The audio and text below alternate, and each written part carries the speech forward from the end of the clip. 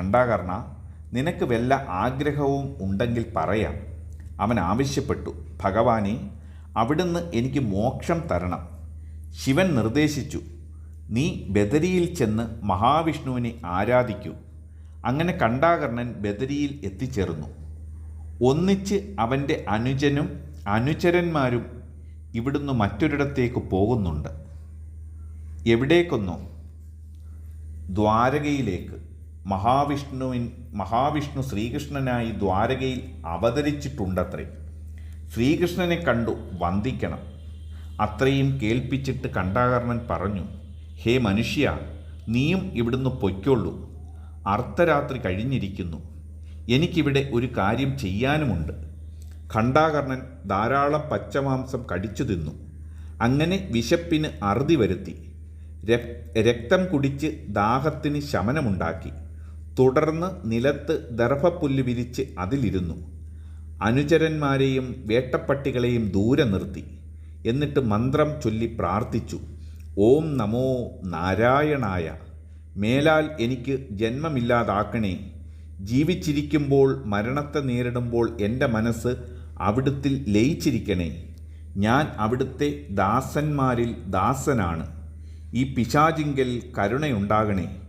എൻ്റെ ചിത്തം അവിടുത്തിൽ രമിക്കുമാറാകണം, അവിടുത്തിൽ മാത്രം. അതോടുകൂടി ഖണ്ഡാകർണൻ്റെ മനസ്സ് മഹാവിഷ്ണുവിൽ ലയിച്ചു. മറ്റൊന്നും അവൻ കണ്ടില്ല, കേട്ടില്ല. അത്രമാത്രം ഏകാഗ്രമായിരുന്നു അവൻ്റെ ധ്യാനം. അവനെ അനുഗ്രഹിക്കുക തന്നെ അതായി ശ്രീകൃഷ്ണൻ്റെ നിശ്ചയം. താമസിയാതെ ഖണ്ഡാകർണൻ്റെ ഉൾക്കണ്ണ് തനിയെ തുറക്കുകയായി. അവൻ ആ ഉൾക്കണ്ണുകൊണ്ട് ഒരു രൂപം കണ്ടു. ശ്രീകൃഷ്ണൻ്റെ രൂപം. എത്ര വിശദമായിട്ടാണ് ആ രൂപം തെളിഞ്ഞു നിൽക്കുന്നത്! അവൻ്റെ മനസ്സിൽ ആനന്ദം നിറഞ്ഞു കഴിഞ്ഞു. കുറേ നേരം കഴിഞ്ഞ് അവൻ പുറം കണ്ണും തുറന്നു. അതാ പുറം കണ്ണുകൊണ്ടും കാണുന്നു ശ്രീകൃഷ്ണ രൂപം. അതും ഉൾക്കണ്ണുകൊണ്ട് കണ്ടതുപോലെ മിഴിവോടുകൂടി. ഖണ്ഡാകർണൻ ഭക്തി കൊണ്ട് ഭ്രാന്തനായി. അവൻ ചാടി എഴുന്നേറ്റു. ഏറ്റവും ഉറക്കെ പൊട്ടിച്ചിരിച്ചു. കൈകൾ കൊട്ടി നൃത്തം ചെയ്തു. ഭഗവാനെ വാഴ്ത്തി സ്തുതിച്ചു. ശ്രീകൃഷ്ണൻ ആ പിശാചിനെ തൊട്ടു തലോടി. പിശാചു നിന്നിടത്ത് അതാ മറ്റൊരു രൂപം നിൽക്കുകയാണ്. ദിവ്യാഭരണങ്ങളും ദിവ്യവസ്ത്രങ്ങളും ധരിച്ച ഒരു ദിവ്യരൂപം. ഖണ്ഡാകർണൻ ദിവ്യനായി സ്വർഗത്തുപോയി. ഒന്നിച്ച് അവൻ്റെ അനുജനും. നടന്നതെല്ലാം പിന്നീട് ശ്രീകൃഷ്ണൻ മുനിമാരെ അറിയിച്ചു. മുനിമാർക്ക് അതിയായ വിസ്മയമുണ്ടായി. കണ്ടില്ലേ ഭക്തിയുടെ വൈഭവം! ബദരിയിൽ നിന്ന് ശ്രീകൃഷ്ണൻ കൈലാസത്തിലെത്തി. ഗരുഡൻ്റെ പുറത്തുനിന്ന് നിലത്തിറങ്ങി. അവിടെ ഇരുന്നു ശിവനെ ഭജിച്ചു. ശിവൻ പ്രത്യക്ഷനായി. ശ്രീകൃഷ്ണൻ്റെ കൈ പിടിച്ചുകൊണ്ട് ശിവൻ പറഞ്ഞു, കൃഷ്ണ, എന്താണ് അങ്ങയുടെ ഉദ്ദേശം എന്ന് എനിക്കറിയാം. ഞാൻ മുമ്പ് തന്നെ അങ്ങയ്ക്ക് വേണ്ടതുപോലെ ഒരു പുത്രനെ നിശ്ചയിച്ചിട്ടുണ്ട്. മുമ്പൊരിക്കൽ ഞാൻ കാമദേവനെ ചുട്ടെരിക്കുകയുണ്ടായല്ലോ. കാമദേവൻ അങ്ങയുടെ പുത്രനായി ജനിക്കും. ഒന്നുകൂടി ശിവൻ പറയുകയുണ്ടായി, അങ്ങു തന്നെയാണ് ഞാൻ. അങ്ങയെ ഭജിക്കുന്നവർ എന്നെയും ഭജിക്കുന്നു. ശ്രീകൃഷ്ണൻ ശിവനോട് യാത്ര പറഞ്ഞു.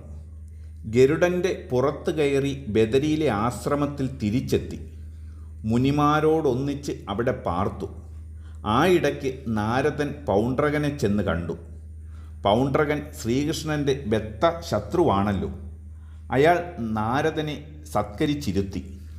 പലതും സംസാരിച്ച കൂട്ടത്തിൽ ഒന്നു പറഞ്ഞു, മഹർഷേ, ഞാൻ ദ്വാരകയെ ആക്രമിക്കാൻ പോകുന്നു. കൃഷ്ണനെ വധിക്കുകയും ചെയ്യും. അങ്ങ് എൻ്റെ നിശ്ചയം എല്ലാവരെയും അറിയിക്കണം. നാരദന് ഇത് തീരെ ഇഷ്ടമായില്ല എന്നു മാത്രമല്ല, കോപവും ഉണ്ടായി. പൗണ്ഡ്രക, ഞാനത് ചെയ്യുകയില്ല. നടക്കാൻ പോകുന്നത് ഞാൻ പറഞ്ഞു തരാം. ശ്രീകൃഷ്ണൻ നിങ്ങളുടെ ഗർവം ശമിപ്പിക്കും. അത് കേട്ടപ്പോൾ പൗണ്ഡ്രകൻ്റെ ക്രോധം പൊട്ടിപ്പുറപ്പെട്ടു. നാരദ, ഇനി ഇവിടെ നിൽക്കണ്ട, കടന്നു പൊയ്ക്കൊള്ളൂ.